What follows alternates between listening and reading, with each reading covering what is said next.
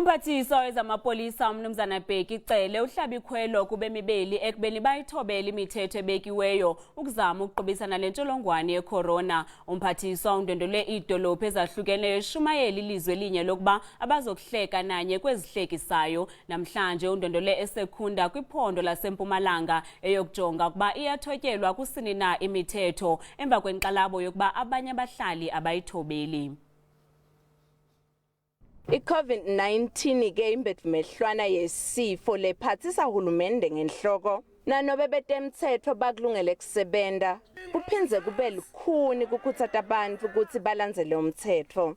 Kepha-ke indvuna leyengamele temaphoyisa ikhuthaza emaphoyisa ukuthi ababophe lapho labangawulandzeli. Is an issue to emphasize with the people of Namhlanje that it does not need to be the police and the law enforcers that remind them that we are facing a serious challenge.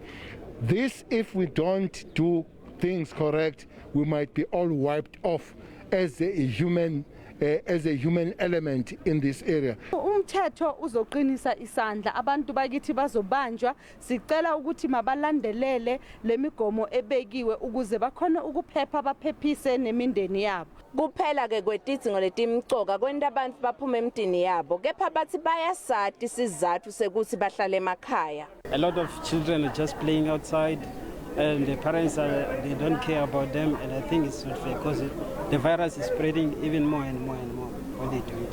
Ngi-domestic worker mina ngubaba ngumama ekhaya ngisenayo ubaba ongundlayo manje mangihlezi ngingasebenzi kumanje angikholanga nemali ephelele emlungwini kuthiwani ngathi. Celeke ukhuthaza emaphoyisa ukuthi tindzaba tekuhlukubetana ngokwebulili batipheliswe lelibucayi.